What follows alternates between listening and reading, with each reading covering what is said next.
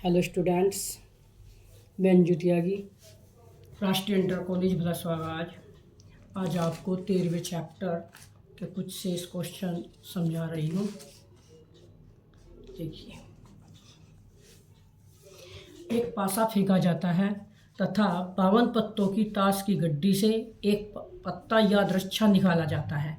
पासे पर सम संख्या तथा एक हुक्म का पत्ता प्राप्त होने की प्रायिकता ज्ञात कीजिए।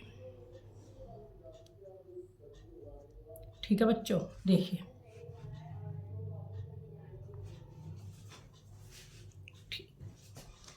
देखिए सबसे पहले तो आपको ये पता होना चाहिए कि हुक्म के पत्ते कितने होते हैं। हुक्म के 52 पत्तों की जो गड्डी होती है उसमें 13 पत्ते हुक्म के होते हैं। ठीक है, और पासे पर 6 तक के अंक होते हैं। ये 1 2 3 4 5 6। तो सपोज करो कि E1 हम मानते हैं पासे पर, आप जो भी ये घटना दी हुई है उनको ही मानोगे। पासे पर एक सम संख्या प्राप्त होने की घटना, सम संख्या प्राप्त होने की घटना E1 मानते हैं। ठीक है, और E2 क्या मानते हैं? E2 मानते हैं हुक्म का पत्ता चुनने की घटना, हुक्म का पत्ता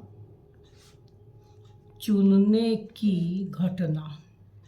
ठीक है बच्चों, अब आप लीजिए PE1, ये प्रोबेबिलिटी हम E1 यानी कुल पत्ते की कुल अंक पासे पर 6 होते हैं और सम 2 4 और 6 यानी 3 1/2। इसी प्रकार PE2 52 पत्तों की गड्डी से 13 हुक्म के पत्ते होते हैं तो 1/4। ठीक है बच्चों, आपको क्या निकालना है? सम संख्या तथा एक हुक्म का पत्ता, ये दोनों चीज़ें होनी चाहिए। और जब दोनों चीज़ें होनी चाहिए तो वो क्या होगा? Intersection E1 intersection E2। उसका फॉर्मूला क्या है? PE1 प्रोबेबिलिटी E1 और प्रोबेबिलिटी E2। वैल्यू रखिए 1/2 मल्टीप्लाई 1/4 इक्वल टू 1/8। ठीक है बच्चों, नेक्स्ट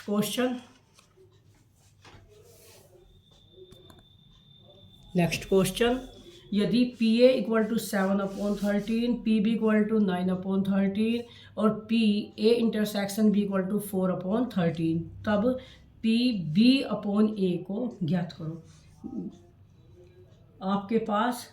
आपको फार्मूला आना चाहिए PB/A equal to PA intersection B/PA। ठीक है बच्चों, ये क्या हो गया आपका? 4/13/7/13। आप 13 से 13 काट दीजिए, 4/7। ठीक है बच्चों, नेक्स्ट क्वेश्चन,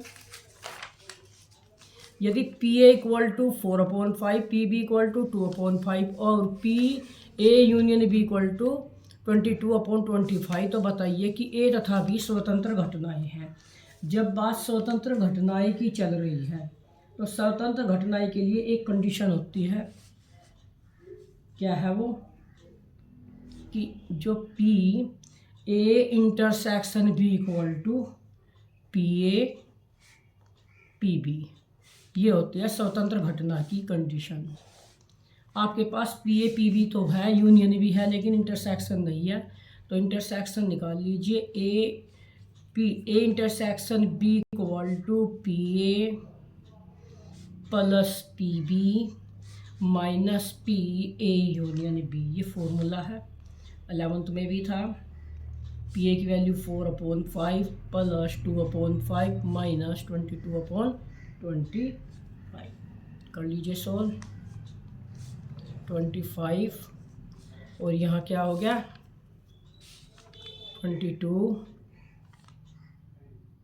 8 माइनस 22, 28 से 26 माइनस कर दिया हमने ना, तो हमारे पास क्या आ गया? ये इंटरसेक्शन की वैल्यू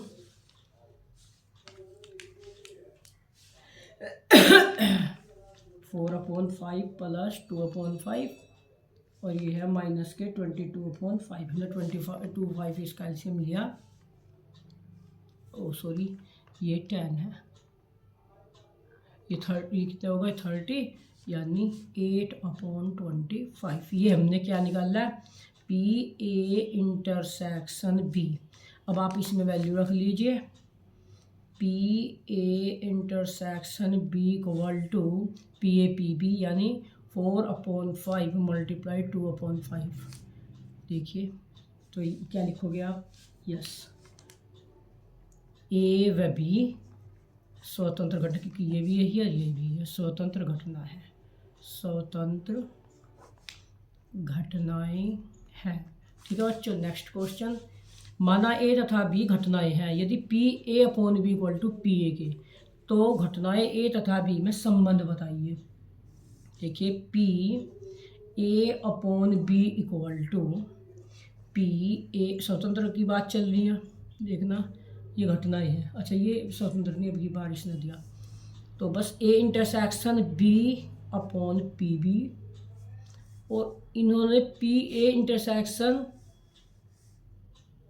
इसकी value P A upon B की वैल्यू जो है पी ए दे रखी है, आप यहाँ पी ए रखिए और यहाँ रख लीजिए P A intersection B upon P B.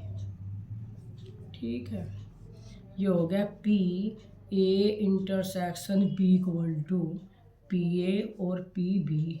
जब ये कंडीशन है तो ये स्वतंत्र घटना है, स्वतंत्र घटनाएं हैं। ठीक है बच्चों, नेक्स्ट क्वेश्चन,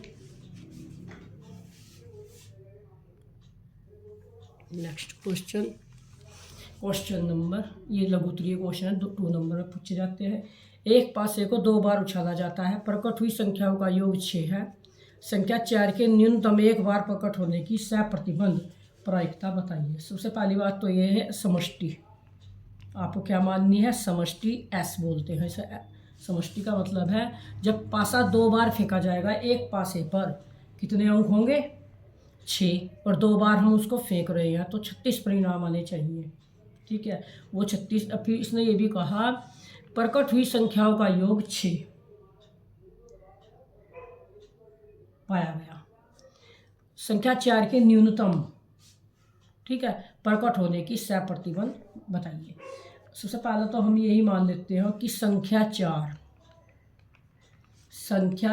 का न्यूनतम एक बार प्रकट होना, एक बार प्रकट होना, हमने कहा कि वो घटना ए को निरूपित करता है, घटना ए।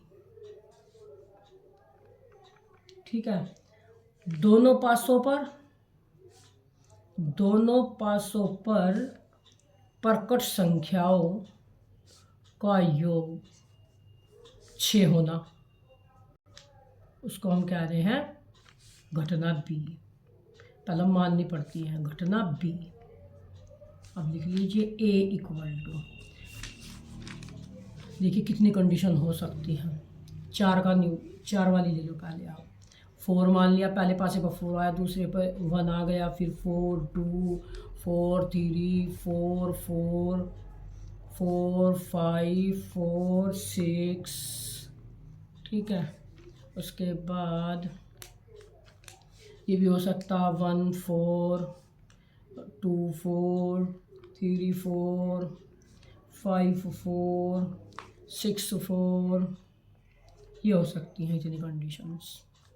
और बी पर कहा इसने कि उनका जो योग है वो 6, यानी या तो वो 1 5 हो सकते हैं, 5 1 भी हो सकता है, 2 4 हो सकता है, 4 2 हो सकता है, 6 के लिए 3 3 भी हो सकता है, 4 2 तो हो गया, और क्या हो सकता है, 1 2, बस इतना ही हो गया। अब सबसे पहले तो आप पी ए निकालिए, पी ए ये 36 घटनाएं, और ये कितनी घटनाएं, 1 2 3 4 5 6 7 8 9 10 11, पी ए 11/36, पी बी ये कितनी है 5 है, और टोटल 36। अब आपको निकालना है ए इंटरसेक्शन बी, जो ए और बी दोनों में कॉमन हो। वो ऐसी संख्याएं क्या हैं, एक तो है आपका 2 4 और एक है 4 2, बस यही दो हैं। तो P A intersection B equal to 2/36। ठीक है, आपको निकालना क्या है, आपको निकालना है पी ए अपॉन बी। ठीक है, formula P A upon B equal to P